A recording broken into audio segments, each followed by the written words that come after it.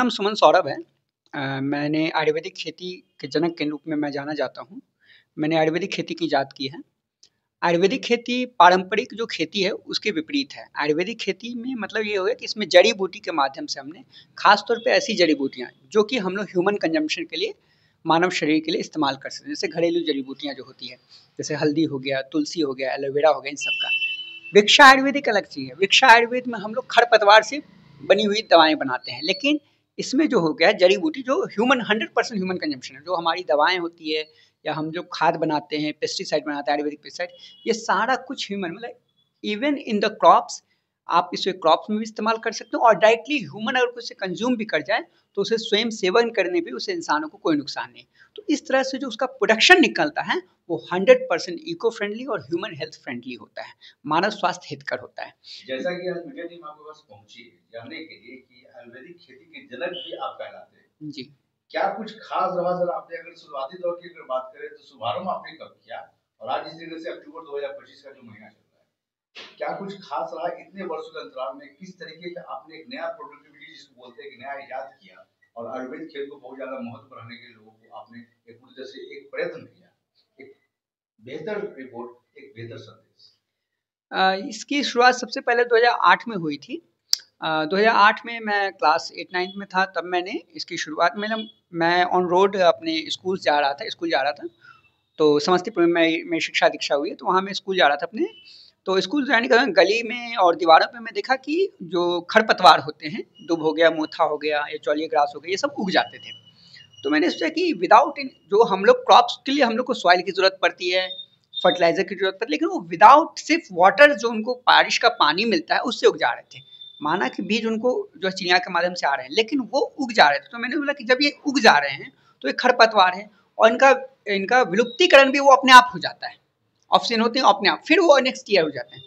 तो मेरे मन में एक ख्याल आया कि क्यों ना इसको ख़त्म करने के लिए मैंने कई बार रेलवे में देखा, उस दौरान मेरे रेलवे पे मेरे ज़्यादा टूर रहते, तो रेलवे में देखा कि रेलवे वाले उसको जलाते हैं, तो उससे प्रदूषण बहुत ज़्यादा होता है। तो रेलवे वाले जलाते थे, कुछ केमिकल्स हो रहा, उतना मेरे को समझ में नहीं आती क्या केमिकल्स, तो मैंने इस पे और पढ़ाई शुरू की। तो मेरे को पता चला उसको वीड्स कहते हैं। उस दौरान मेरे को पता चला उसको वीड्स कहते हैं, खरपतवार कहते हैं। तो मैंने उसके लिए आयुर्वेदिक प्रोडक्ट्स मैंने बनाने की सोची। क्यों? क्योंकि मेरी माताजी जो हैं, वो डिप्लोमा इन आयुर्वेदिक प्रोडक्ट्स हैं, डीएपी कर रखी हैं बेगूसराय से। तो उनकी किताबें मेरे को किताबें पढ़ने का मेरे को शुरुआत से इंटरेस्ट रहा है, रुचि है, तो इस कारण से मैंने उनकी किताबों को पढ़ा। तो मैंने बोला जब ह्यूमन कंजम्पशन के लिए हम लोग दवाएँ जड़ी-बूटी के बना सकते हैं, चाहे खाँसी की दवा हो, घरेलू नुस्खे बना सकते हैं, तो क्यों ना हम लोग उसको पौधे के लिए भी बनाया जाए। क्योंकि अंतिम जो जितने भी मानव जितनी भी सृष्टि ईश्वर ने रचनाएँ की हैं, जितनी भी तरह की जीव-जंतु की रचनाएँ हुई हैं, सभी भोजन पे ही टिके हुए हैं, चाहे उनका भोजन का रूप कोई भी हो। तो मेरा मेरा मकसद ये था कि क्यों ना उसे पूरा नेचुरल रूप में 100% ह्यूमन हेल्थ फ्रेंडली मानव स्वास्थ्य करो कि इसे कोई खा भी ले, पौधा भी ले रहा है और इंसान के रूप में घर में खा ले। क्योंकि उसमें न्यूज़ में आर्टिकल्स चलते थे, आप देख सकेंगे 2006 से लेकर 2010 के बीच का आप आर्टिकल्स न्यूज़ का निकालिए कि हर एक घर में किसी ने पॉइजन खा लिया, घर में रखी हुई दवा को खा के मर गए, किसी घर में तनाव हुआ। तो मैंने बोला कुछ ऐसी, अब खेती के लिए तो किसानों को दवा चाहिए, वो यूज़ करेंगे। और हमारे सबसे बड़ी हमारी विडंबना ये है कि हमारे देश की राजनीतिक स्थिति, चाहे किसी भी सरकार की हो, किसी पार्टी की हो, उसमें ऐसी स्थिति है कि जो ह्यूमन कंजम्पशन की जो क्रॉप प्रोडक्शन की जो दवाएँ हैं, वो without any prescription, without any कोई उसके दिशा निर्देश के हर दुकानों में कोई व्यक्ति जाके खरीद सकता है। और जो कि साफ और केमिकल जो इतनी कंपनी वाले हैं, वो बहुत छोटे अक्षर में लिख देते हैं खतरा, जो कि हमारी शिक्षा पद्धति जो हमारी है भारत देश की, उसमें हर किसी को समझ में नहीं आता और इंग्लिश में लिखा रहता है, तो ज़्यादातर व्यक्ति को समझ में नहीं आता है, जिस कारण से लोग उसका सेवन कर लेते हैं। लोगों को पता है ये चूहे मारने की दवा है, ये कीड़े मारने की दवा, लोग खा लेते हैं। घर में तनाव हर किसी के घर में होता है, तो उस कारण से लोग खा लेते थे, मर जाते थे। और ये आप लगभग उस दौरान चेक करेंगे, लगभग 30 से 40% जो है केसेस ऐसे आ रहे थे और उसमें कई सारे केसेस में मृत्यु ऑन द स्पॉट हो जा रही थी। तो मुझे इस बात का दुख हुआ, तो मैंने इसके लिए सोचा कि आयुर्वेदिक बनाए। फिर मैंने अपना रिसर्च चालू किया। उसमें फिर मेरी चूँकि ईश्वर रूपी मेरे को एक शक्ति मिली हुई है कि मैं किसी भी चीज़ की पढ़ाई करूँ या किसी भी समस्या को जानूँ, उस पर मेरा इन्वेंशन हो जाता है। नॉट इवन इन एग्रीकल्चर, सिर्फ एग्रीकल्चर में नहीं। मैंने कोविड का डीएनए बेस्ड वैक्सीन के लिए मैंने सबसे पहली बार बोला था। दिसंबर 2019 में सबसे पहली बार इंडिया में पता चला कोविड का केरला में एक केस है, और मैंने फरवरी में ही 1 फरवरी को मेरी रिसर्च पब्लिश हो गई थी रिसर्च गेट पे कि DNA based vaccine corona vaccine बन सकती है। और उसी रिसर्च पे जायडस ने और 4000 रिसर्च 4000 से ज़्यादा स्टडी है, उस पर आप जाके देख सकते हैं। तो उसी पे जायडस कंपनी वगैरह ने अपना रिसर्च किया। इसके अलावा मेरा बायोफ्यूल से रिलेटेड भी मेरा है। एल्गी जो माइक्रो एल्गी होता है उसको नॉर्मली जो फॉर्मली रूप में 8 से 10 दिन समय लगता है, पानी कहीं टिका स्टेगनेंट वाटर होता है कहीं टिका रहता है, तो वहाँ पे 8 से 10 दिन लगता है उगने में। लोग केमिकल प्रोसेस के तरह में 8 घंटे में उपजा सकते हैं, मैंने उसको 20 से 40 मिनट्स में किसी माइक्रो एल्गी को मैं जनरेट कर सकता हूँ। और माइक्रो एल्गी का हर एक चीज में इस्तेमाल होता है, हर एक चीज में, जितना भी आप ह्यूमन कंजप्शन के लिए डायरेक्टली यूज करते हैं, तो चाहे साबुन हो गया जिसमें भी जेलेटिन वगैरह का इस्तेमाल हो, हर एक चीज में। तो मैंने सोचा कि अगर इसे सस्ते किफायती रूप में हम 10 रुपए में 250 ग्राम एल्गी का निर्माण कर सकते हैं। तो जिस तरीके से सर आपने बताया कि अगर देखा जाए तो आपने यथार्थ पूरी तरह से बता दिया कि हाँ भाई अब आयुर्वेद जो खेती जो है वो पूरी तरह से अब हर लोग कर सकते हैं, हर लोग कर सकते हैं, घर घर में लोग कर सकते हैं बिल्कुल। लेकिन ये जागरूकता का जो कार्यक्रम जो था, ये जागरूकता कार्यक्रम लोगों में अब तक क्यों नहीं बन? देखिए देखा जाए नहीं, देखिए इसका जागरूकता कार्यक्रम ऑलरेडी बनी हुई है, लेकिन चूंकि आपने आपने 2015 से पहले आपने कभी भी इंडिया में किसी भी ऐसी कंपनी देखी, वही सारी कंपनी जो केमिकल के बाद जब ये 2022-23 का एक मेमोरेंडम जारी हुआ गवर्नमेंट ऑफ इंडिया के थ्रू कि जो भी केमिकल कंपनी हो 5% उनको बायो प्रोडक्ट उनको बनाना है, या उनके प्रोडक्ट में 5% बायो मिलना चाहिए, मतलब प्लांट्स बेस्ड कुछ होना चाहिए। उससे पहले आप रिसर्च पता कर लें, देख लें, वेबसाइट पोर्टल पर जाने, तो उससे पहले जितनी भी कंपनी थी सब केमिकल बना रही थी एग्रीकल्चर की, और मेरी पास ही सिर्फ और सिर्फ आयुर्वेदिक पेस्टिसाइड, आयुर्वेदिक फंगिसाइड या ऑर्गेनिक पेस्टिसाइड, इन सब का ऑलराउंडर जो दवा है के रूप में मेरे पास लाइसेंस है जड़ी बूटी का। मेरे पास पेटेंट है, इसका रजिस्ट्रेशन है, मेरे पास अभी उपलब्ध है, आप देख सकते हैं। इंडिया से भी है, मैंने अदर कंट्रीज से मैंने अप्लाई किया हुआ है, सभी जगह मेरे रिसर्च पब्लिश है। लेकिन चूंकि अपने देश में चोरियां बहुत ज़्यादा होती है, किसी भी टेक्नोलॉजी को या किसी भी बौद्धिक क्षमता को की चोरियां बहुत आसानी से होती हैं, तो इस कारण से लोगों ने उसका कॉपी कैट करना शुरू कर दिया। पहले मेरे दवाओं पे सब जड़ी बूटियों के बारे में लिख करके लाता था, अब नहीं लिखता हूँ, क्यों? क्योंकि इसकी कॉपी कैट बहुत आसानी से होती है, और सरकार इस पे अमल, उसको रोकने के लिए सरकारें अमल नहीं कर पा रही है। तो इसके मैंने लिखना बंद कर, मेरे पास अपना रिसर्च तो मैंने, तो जितनी भी आप मार्केट में ऑर्गेनिक पेस्टिसाइड कंपनी देंगे, सभी की जो उसमें जड़ी बूटियां इस्तेमाल करें सो मेरे रिसर्च में है, और मेरे पास ये खुद का रिसर्च है, 2015 से पहले का मैंने रिसर्च किया हुआ है, उससे पहले किसी भी कंपनी के पास नहीं थी ये चीज। जिस 2015 का आपने बात बताया, हाँ। और 2025 का जो समय चल रहा है, इस दरमियान जिस तरह की बातें आई, इस दरमियान जिस तरह से लोगों के बीच में आपने जो पूरा जागरूकता लाया कि भाई आयुर्वेद खेत जो है पूरी तरह से आप अपने घर में करें, हर मौसम में ये पूरी तरह से पनप सकता है, कोई दिक्कत नहीं है, इसके बारे में थोड़ा सा। जी, हमारा फोकस इस बात पे रहा, मैं ज़्यादातर रिसर्च पे फोकस करता हूँ, मैं मार्केटिंग पे फोकस कम करता हूँ। कारण ये है क्योंकि मेरा फोकस है कि दुनिया को बेहतर बनाना। इसके बाद अब बेंजामिन फ्रैंकलिन ने अपना रिसर्च करके वो चले गए, लेकिन लोग आज उनके रिसर्च को इस्तेमाल कर रहे हैं। तो मेरा फोकस इस बात पे रहा है कि मैं जो रिसर्च करके जाऊँ वो आज नहीं तो कल आगे लोग उसको, क्योंकि उसकी ज़रूरत पड़ने वाली है। तो मेरा फोकस इस बात पे रहा है कि आयुर्वेदिक खेती को ऐसा सुगम बनाया जाए, ऐसी खेती पद्धति तैयार की जाए जो कि हर घर अपने, जैसे 1/8 पार्ट, इवन 4 कट्ठा, अपने बिहार में कट्ठा कहते हैं ना, 4 कट्ठा में आप 5-6 लोगों के लिए सालों भर का भोजन आप उत्पादन कर सकते हैं। एक एक चीज आपको सिर्फ सॉल्ट ही खरीदने की जरूरत पड़ेगी, बाद बाकी चीज आप अपने घर से इस्तेमाल कर सकते हैं। चाहे आप हल्दी ले लिए, धनिया ले लिए, मिर्च ले, किसी भी मिट्टी पे, मैं पत्थर की मैं नहीं बोल रहा हूँ, मिट्टी की मैं बात बोल रहा हूँ, मिट्टी पे। इसलिए हमारे टैगलाइन में लिखा हो हर मौसम, हर मिट्टी, हर फसल खेती। किसी प्रकार की मिट्टी हो, दोमट मिट्टी हो, काली दोमट मिट्टी हो, बलुआही मिट्टी हो, कोई भी हो, गंगा की सिल्ट, तो उस पर आप हर तरह की फसल का उत्पादन कर सकते हैं। चाहे गेहूं आपको उपजाना हो, सरसों उपजाना हो, आपको मूंगफली उपजाना हो, हल्दी उपजाना हो, जीरा उपजाना हो, लहसुन उपजाना हो, जो दूसरे मौसम की फसलें, स्ट्रॉबेरी अपने खेत में करना हो, दूसरे प्रांत की फसलें हैं, उन सबको आप हर एक सीजन कर सकते हो। और ये हमने करके दिखाया। आप हमारे यूट्यूब पे जाएंगे तो हमने जीपीएस मैप, हमारी कंपनी आयुर्वेदिक खेती की कंपनी पहली देश की एकमात्र ऐसी कंपनी है जो अपने प्रोडक्शन साइकिल को, अपने कार्यक्रम को पूरा जीपीएस मैप कैमरा के साथ में, विथ लॉन्गिट्यूड लैटिट्यूड के साथ में, सारा कुछ के साथ में प्रॉपर डे टू डे का रिजल्ट दिखाती है। क्या ये जादू नहीं लग रहा है? ये जादू की तरह ये काम हो रहा है कि हर मौसम में और मिट्टी में पूरी तरह से हर तरह का फसल जो उपजाया जा सकता है, ये पूरी तरह से जादू। सर देखिए, ईसा पूर्व 10,000, ईसा मसीह के जन्म से 10,000 वर्ष पूर्व जो है, आप क्लास 6 के एसएसटी में पढ़ेंगे तो आपको मिलेगा कि 10,000 ईसा पूर्व जो है, आपको खेती की नॉर्मली हर एक जगह रुक करके जो नोमैड्स थे, जो बंजारे लोग थे उन्होंने रुक करके खेती करनी उन्होंने शुरू की। तो क्या उन लोगों को पता था, सोचने वाली बात है, कि गेहूं इस मौसम में होगा, सरसों इस मौसम में होगा, ये इस मिट्टी पे होगा, क्या पता था? नहीं पता था उनको। उनको जिस चीज का वो बीज मिला, जिससे उनको शरीर को कोई नुकसान नहीं हुआ, वो उसकी खेती करनी शुरू कर दी।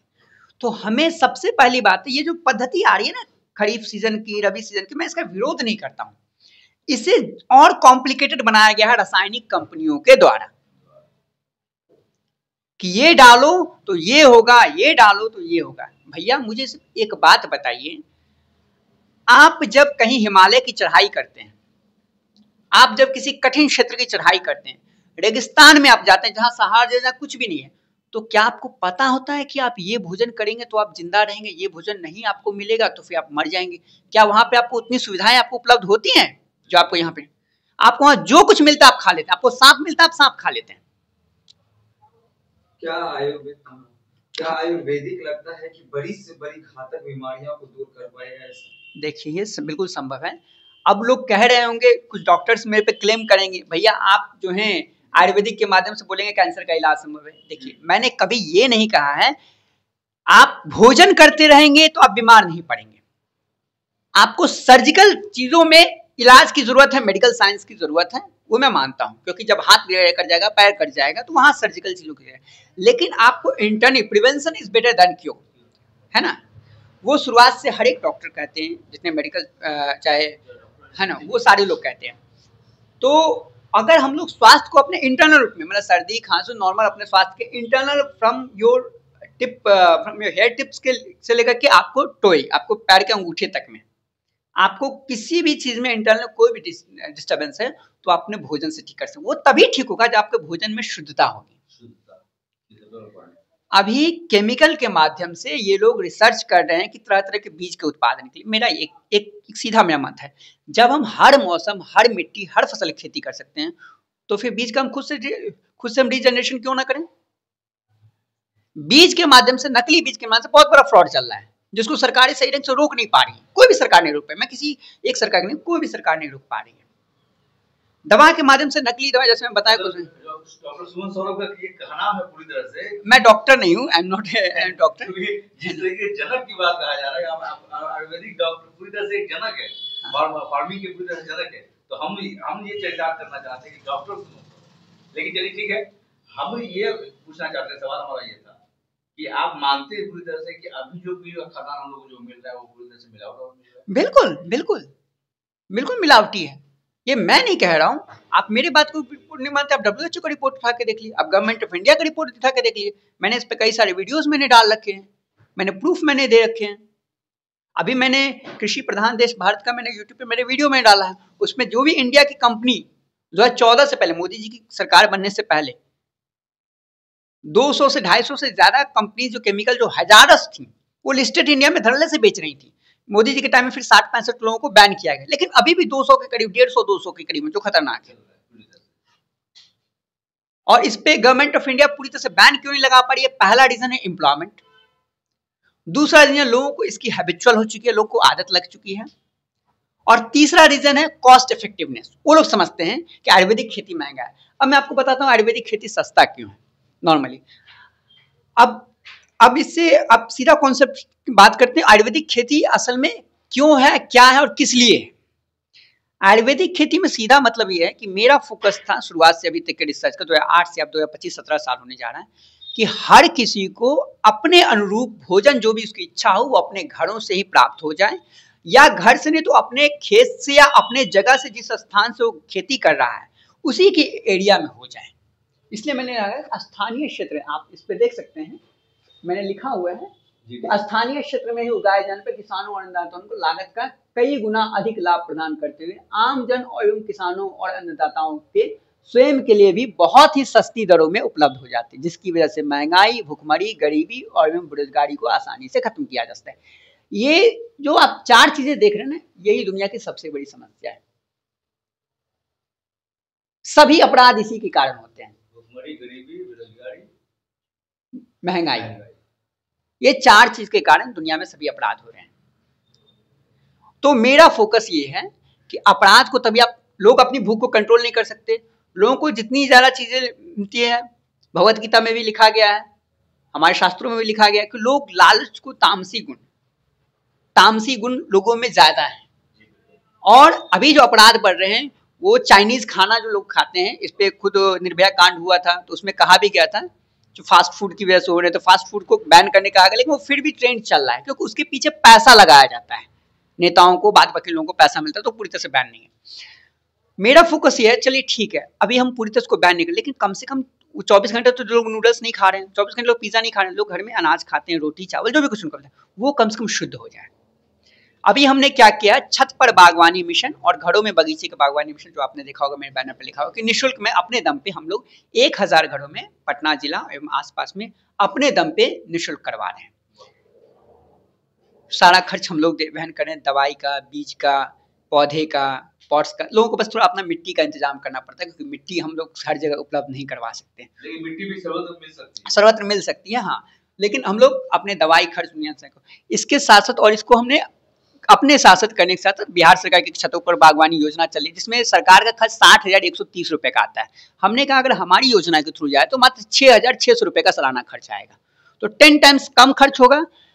बिहार सरकार ने पिछले 2016 से अभी तक लगभग 9 सालों में वो मात्र 258 घरों पे वो खेती करवा पाई है छतों पे बागवानी, मात्र 9 साल में। और हमने जो मेमोरेंडम दिया कि हम 1 साल के भीतर हम आराम से 10,000 से 15,000 घर एक जिला में कर देंगे, मिनिमम 10,000 का। हमने इसका मेमोरेंडम ही डाला, सरकार को डाला, 26 जून को ही डाला। फिर हमने मार्च में पहले मोदी जी को लिखा, जिसका आप देख सकते हैं यहाँ पे, देखिए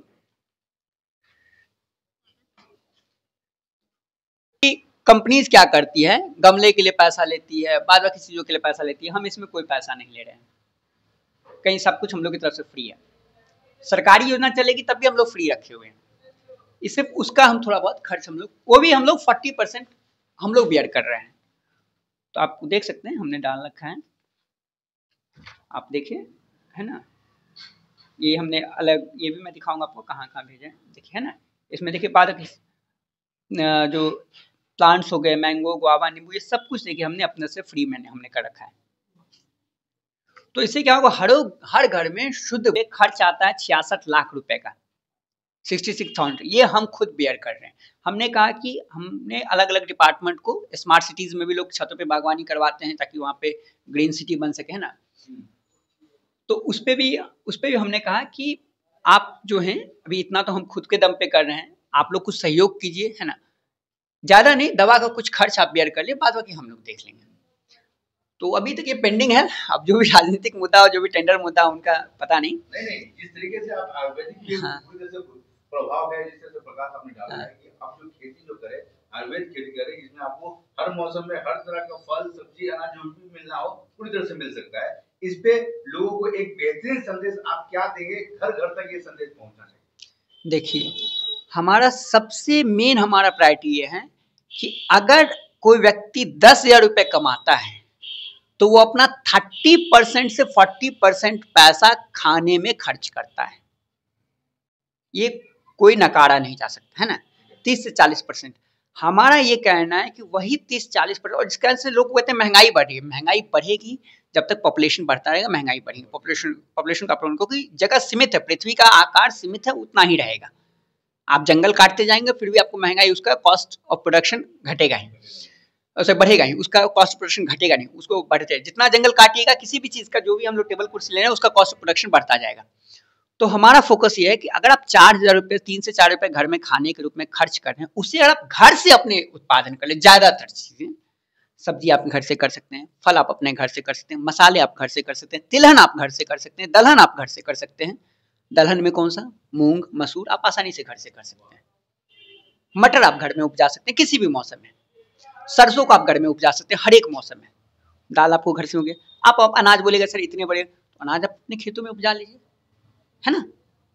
हर किसी का अपने देश में एक आंकड़ा निकाला गया, 2.25 एकड़ का हर किसी के पास एक एवरेज में पूरे देश भर में लैंड है, एक एवरेज, किसी का कम ज्यादा, लेकिन एक एवरेज मानिए। आयुर्वेदिक को अपनाने से किसी तरह का इनर ऑर्गन को कोई प्रॉब्लम नहीं है, कोई नहीं है, फिर भी आज लोग अनजान क्यों है और एलोपैथी को अपनाने में भीड़ जमा है। ऐसे में आप किस तरह का कैंपेन करते हैं, लोगों को स्प्रेड करते फैलाते हैं? देखिए, इसका कारण ये है पॉलिटिकल, राजनीतिक मुद्दा।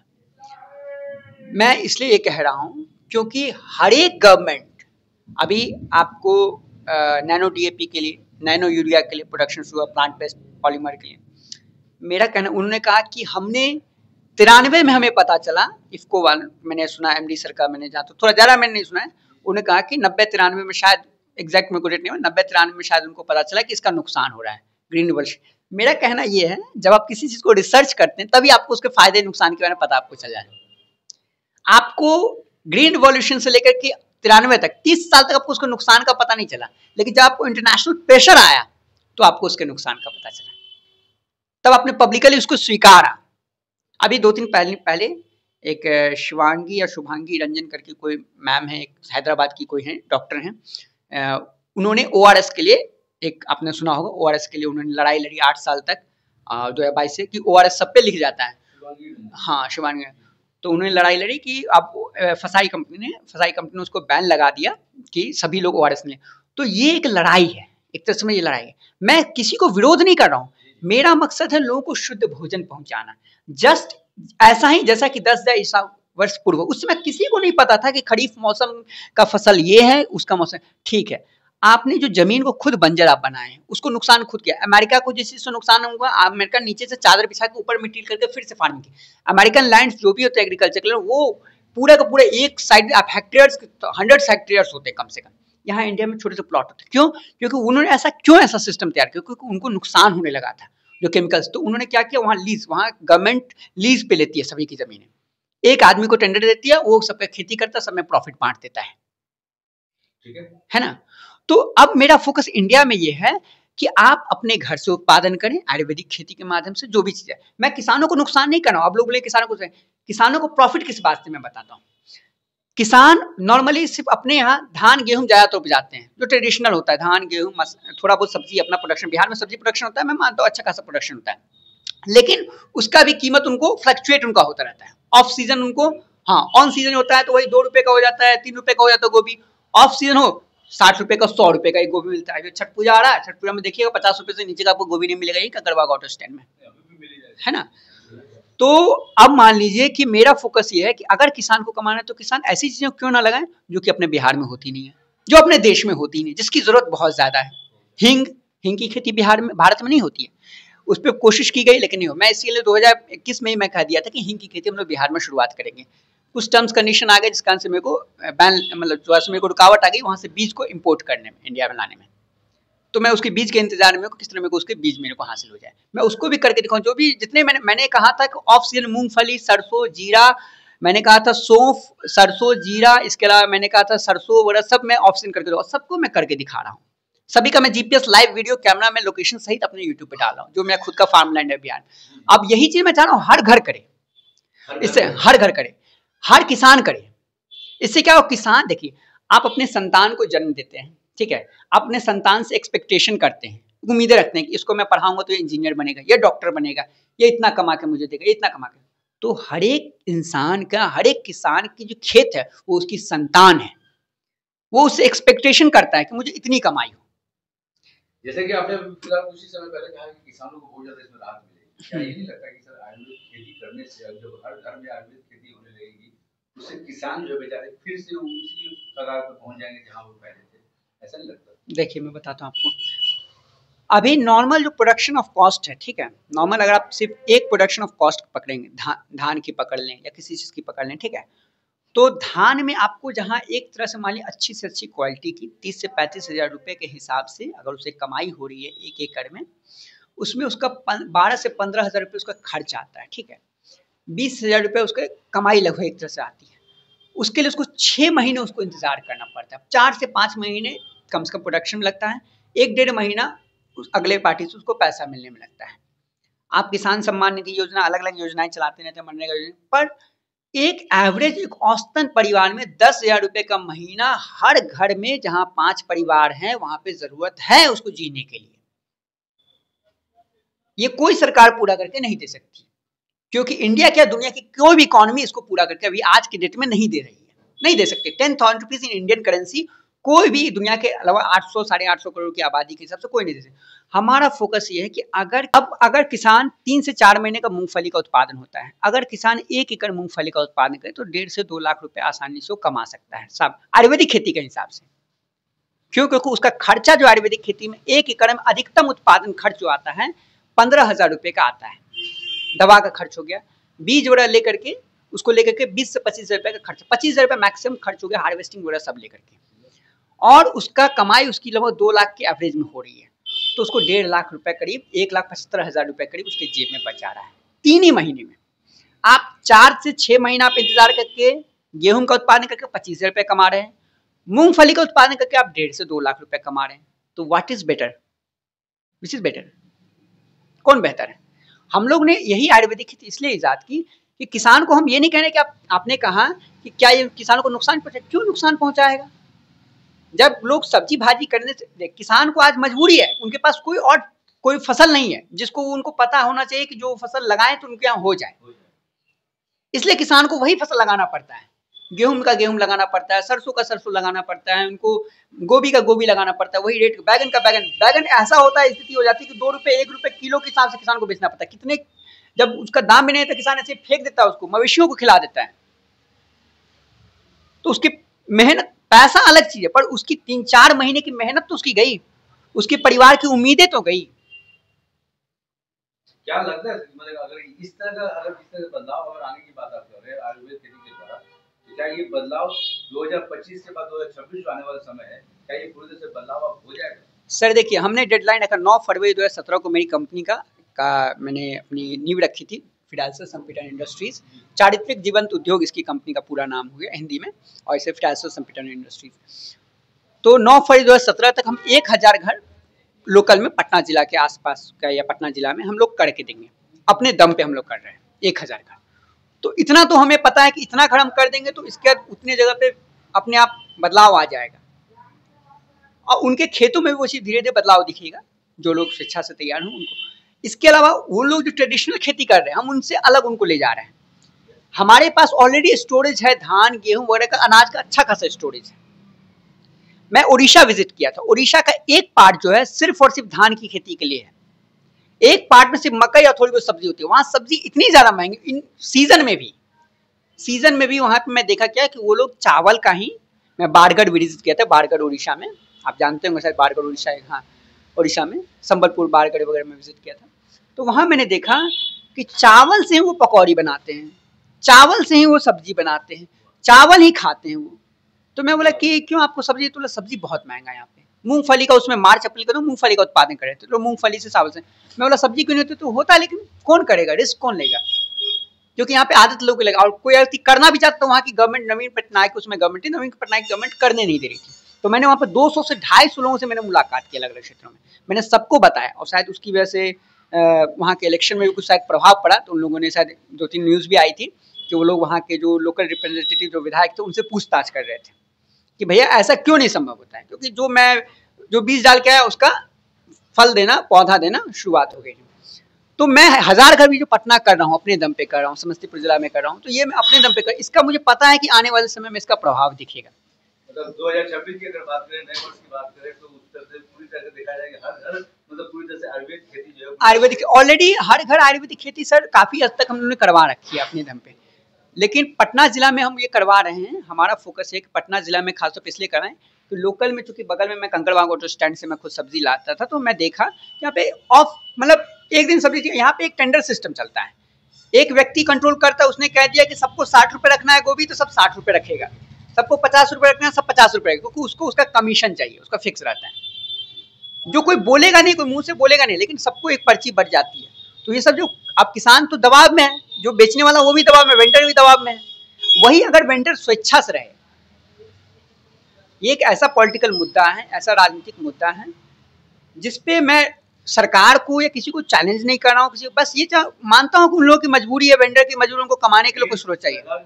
के तरफ से तो आप सरकार को तो ये बात जरूर करना चाह रहे हैं कि उनको दोषारोपण की तरह ये बात जरूर करना चाह रहे हैं कि जिस तरह के हालात हैं। देखिए, मैं दोषारोपण इसलिए कह रहा हूँ, आप दोषारोपण इसको नहीं कह सकते। आप हमारी जो हमारा देश आजाद हुआ ना, तो हमारा देश दबाव में था, कर्ज में था, ठीक है। तो इंदिरा गांधी के टाइम में इंदिरा गांधी के टाइम में या नेहरू जी के टाइम में या बाद बाकी जो भी उसमें की सरकारें थी, उनके टाइम में ये चीज़ हुआ कि चूंकि कर्ज में था, हमें इंटरनेशनल में प्रेशर था, रसा से केमिकल फर्टिलाइजर्स वगैरह आते थे, पाकिस्तान से युद्ध भी चल रहा था, बांग्लादेश का भी बंटवारा वो कर रहे हैं, तो चूंकि एज ए इंटरनेशनल रिलेशन के कारण उन लोगों ने इसको स्वीकार कर लिया। अभी भी रसा से फर्टिलाइजर्स केमिकल्स आ रहे हैं, वो प्रेशर है क्योंकि उनको यहाँ पे लोगों को रखना है, लेकिन चूंकि उनके पास ऑप्शन, अभी भी बिहार में 93 लाख हेक्टेयर जमीनें हैं एग्रीकल्चर लैंड, उससे स्मार्ट लगभग 60 से 65 लाख, मैंने इस पे एग्रीकल्चर मैंने बना रखा वीडियो, 65 लाख मात्र जो है लगभग आपको खेती के लिए इस्तेमाल, तो 30 लाख हेक्टेयर अभी बाकी है। तो मेरा फोकस है, ठीक है आपके पास 30 लाख हेक्टेयर अभी है, वहां आप कुछ ऑफ सीजन क्रॉप्स कर लें, महंगे क्रॉप्स कर लें। आप बड़ी बड़ी, अभी नीतीश कुमार जी ने या बाद बाकी सरकारों ने या तेजस्वी जी ने या बाद बाकी सरकारों का हम किसानों को फ्री करेंगे, ये प्रशांत किशोर बैला नगदी फसल करेंगे।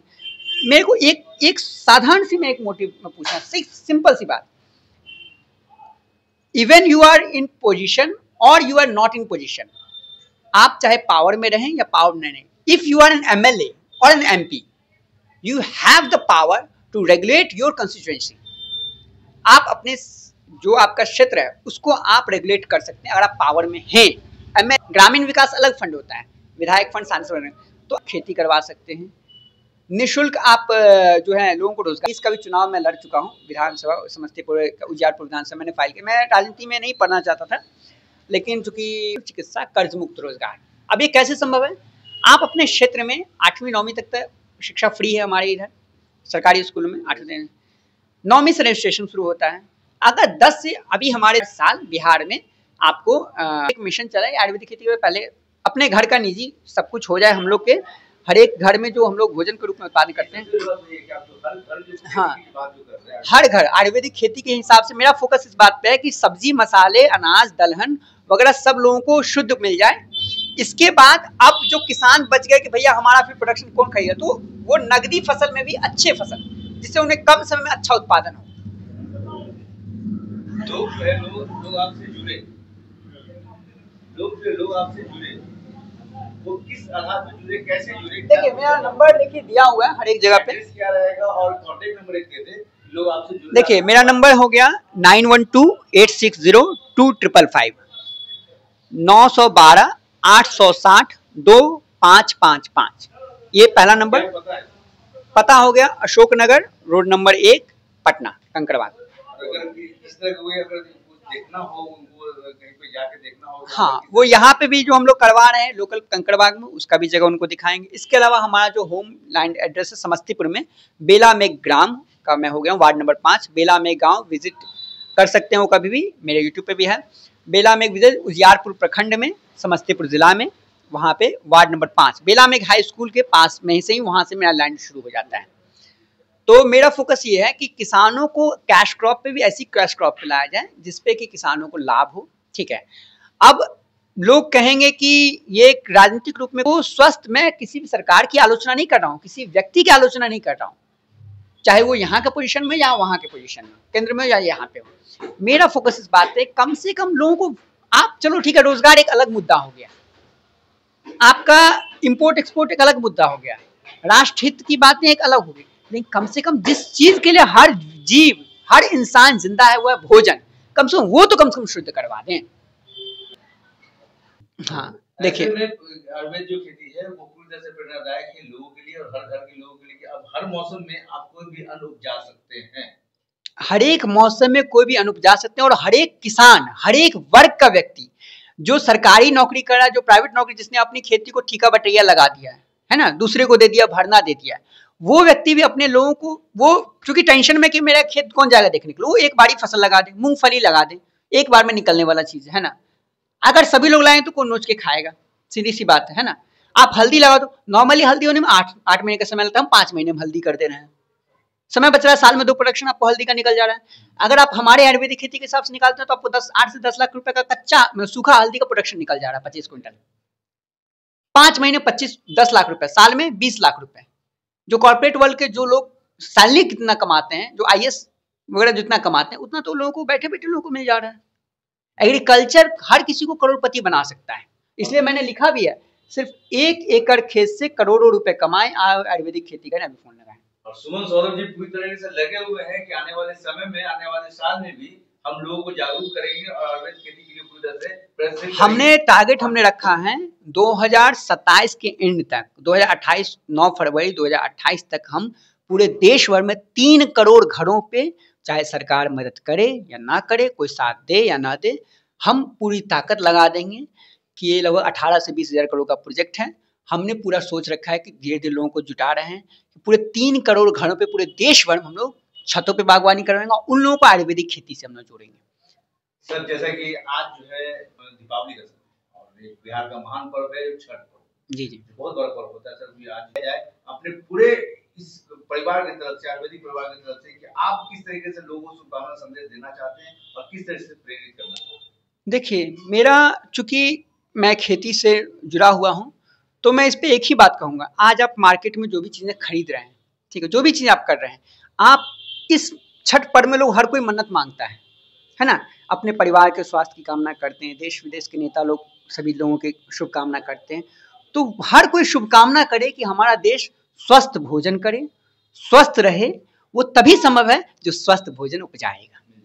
तो मैं सभी के लिए यही शुभकामना करता हूँ और सभी से यही रिक्वेस्ट करता हूँ, अर्जी है, मेरी विनती है कि वो अपने घरों से भी आयुर्वेदिक खेती कर सकते हैं और वो करें, और ताकि उन्हें कम से कम, अभी इस साल बीतने वाला है, इस साल जितनी बीमारियां उन्होंने झेली है, हर घर में बीमारियां और खाने में सबसे ज़्यादा पैसा खर्च हो रहा है।